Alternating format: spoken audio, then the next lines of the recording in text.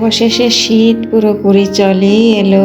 আজকে প্রচুর শীত, প্রচুর, বলার মতো নয়। আর এত কুয়াশা পড়েছে, বাহিরে কিছুই দেখা যায় না।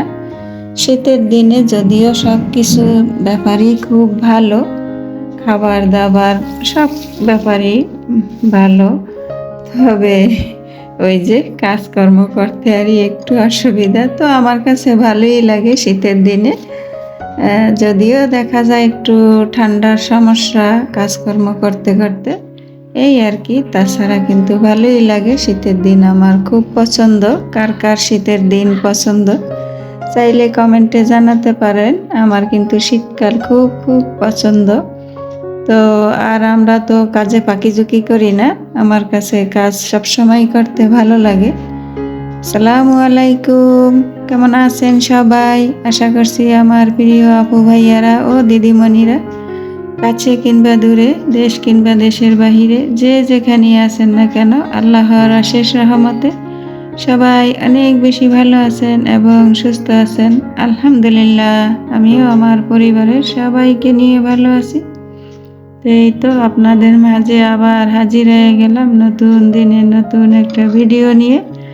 আশা রাখতেছি আমার আজকের ভিডিওটিও আপনাদের কাছে ভালো লাগবে ইনশাল্লাহ। তো আমার সাথে থাকুন আর দেখতে থাকুন। আর এই যে একেবারে সকাল সকাল আজকে নাস্তা নিয়ে আপনাদের মাঝে হাজির হয়ে গেলাম। এই যে গতকালকে চষি পিঠা বানিয়েছি।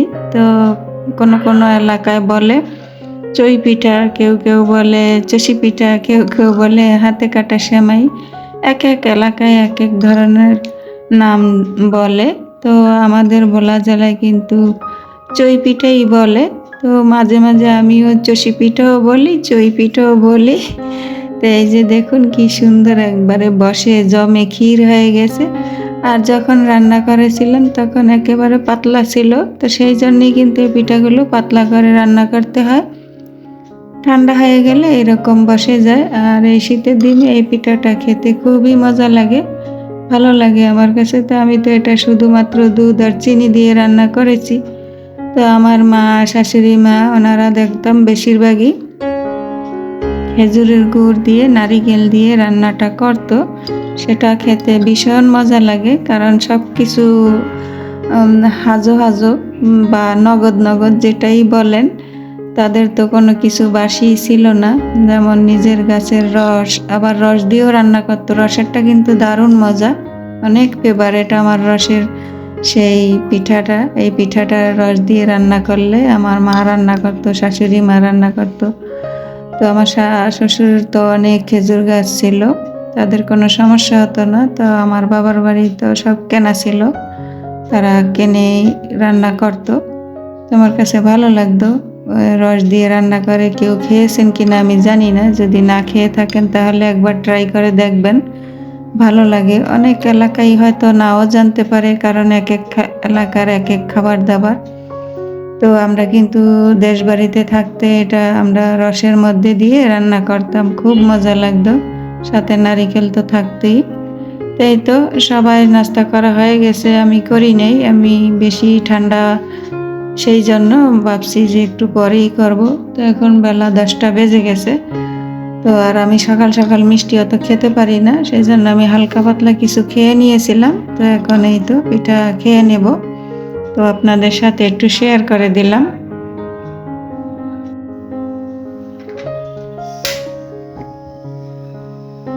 নাস্তা খেয়ে অনেকটা সময় পার করেছি, আর অফ ক্যামেরায় কিন্তু অনেক কাজকর্ম করা হয়ে গেছে। তো সব কাজকর্ম তো আর সবসময় ক্যামেরা বন্দি করা যায় না। একেবারে সরাসরি রান্নায় চলে আসলাম দুপুরের। এই তো রান্নার প্রস্তুতি নিতেছি, নেওয়া হয়ে গেছে অলরেডি। এই তো চুলায় কড়াই দিয়ে, কড়াইতে পরিমাণ মতো সাদা তেল দিয়ে দিলাম। প্যানটা গরম হয়ে গেছে, এই যে 2-3 টুকরা তেজপাতা দিয়ে দিলাম। হালকা করে একটু নেড়ে চেড়ে নেব। এখন মশলাগুলো দিয়ে দেব, আর এখানে কোনো গোটা মশলা ব্যবহার করব না। এই তো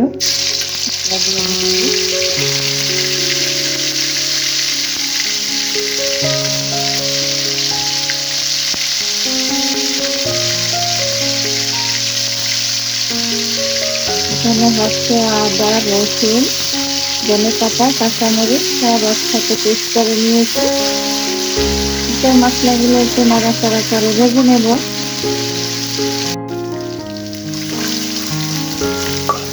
মশলাগুলো ভাজা হয়ে গেছে, এখন আমি একটু সামান্য একটু পানি দিয়ে দিচ্ছি যাতে গুঁড়ো মশলাগুলো দিলে পুড়ে না যায়। এখন আমি এক এক করে সব গুঁড়ো মশলাগুলো দিয়ে দিচ্ছি। এখানে দিয়ে দিচ্ছি 2 চামচ হলুদ গুঁড়ো,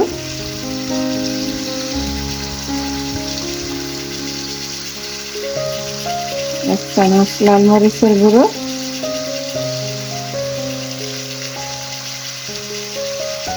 জিরে গুঁড়ো, ধনিয়া গুঁড়ো, স্বাদ অনুযায়ী লবণ। দেখতে দেখতে শীত চলে আসলো, আবার শীত দেখতে দেখতে চলে যাবে, আসবে আবার গরম। এভাবেই তো শীত, গরম, বর্ষা একের পর এক চলে আসে, তাই না? মানুষের জীবনটাও কিন্তু এইরকম। বয়সের সাথে সাথে ধাপগুলো, এক একটা ধাপ কিন্তু আমরা পেরিয়ে যাচ্ছি, আর আমাদের বয়সগুলো কিন্তু ধীরে ধীরে কমে যাচ্ছে। কখন কোথায় কিভাবে কার মৃত্যু হয়ে যায় কেউ বলতে পারে। এই তো সব মশলাগুলো ভালো করে কষিয়ে নিয়েছি। এখন দিয়ে দিচ্ছি একটা টমেটো কিউব করে কেটে নিয়েছি। টমেটোটা এখন ভালো করে মশলার সাথে কিছুক্ষণ কষিয়ে নেব। তো যেটা বলতে চেয়েছিলাম, গতবার শীতে তো আমার শাশুড়ি মা বেঁচে ছিলেন, এইবার শীতে তো আর আমাদের মাঝে নেই। আমার শাশুড়ি মাকে খুব খুব মিস করছি, জানি না কেন জানি। আমার মায়ের থেকেও আমার শাশুড়ি মায়ের কথা মনে পড়লে বেশি খারাপ লাগে।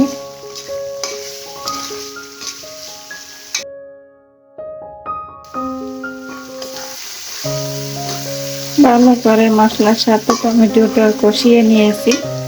এখন এই তো কেটে দিয়ে বেছে রাখা একটা সোনালী মুরগি অক্ষমেরাই আমি এই কাজটা করে নিয়েছি। এখন এই তো দিয়ে দিলাম। মাংসগুলো এখন ভালো করে কষিয়ে নেব। আমাদের সবাইকে একদিন এই পৃথিবীর মায়া ছেড়ে চলে যেতে হবে। তো সেই জায়গা থেকে বলছি, সবাই কিন্তু মৃত্যুর কথা সবসময় স্মরণ করবেন। আবার কেউ মাইন্ড করবেন না যে এটা আবার বলার কি আছে। তো আমি যতটুকু জানি বা যতটুকু মানতে পারি সেটাই আপনাদের সাথে একটু শেয়ার করি। মৃত্যুকে আমরা সবসময় স্মরণ করতে হবে, কারণ আমরা জীবন কেউ বেঁচে থাকবো না। এখন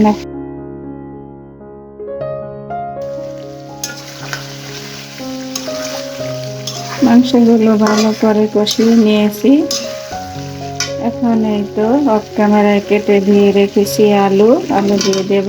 আলু না হলে আবার আমাদের বাসায় চলেই না, মাংসের সাথে আলু দেওয়াই চাই, সেই জন্য একটু আলু দিয়ে দিলাম।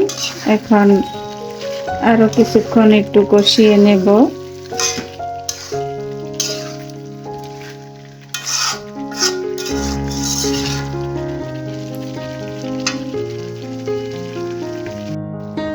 এই তো অফ ক্যামেরায় জলের পানি দিয়ে রান্নাটা করে নিয়েছি। মাংস রান্নাটা হয়েই গেছে, একেবারে শেষ মুহূর্তে। এই তো কিছুটা কাঁচামরিচ দিয়ে দিচ্ছি। আমার আপুরা, ভাইয়ারা, দিদিমণিরা যে যেখানে বসে আমার এই ভিডিওটি দেখছেন, তো প্লিজ দেখা শুরুতেই একটা লাইক দিয়ে দেবেন, আর সবাইকে একটু সাপোর্ট করবেন, তাহলে আমরা সবাই একসাথে এগিয়ে যেতে পারবো ইনশাআল্লাহ।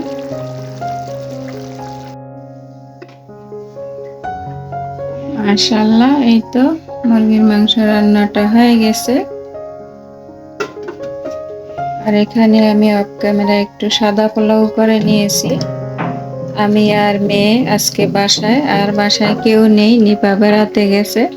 তা আলহামদুলিল্লাহ আমাদের দুপুরের খাবারটা হয়ে যাবে, সাদা পোলাও, মুরগির মাংস। এখন আমি চুলার এরিয়াটা মুছে নেব।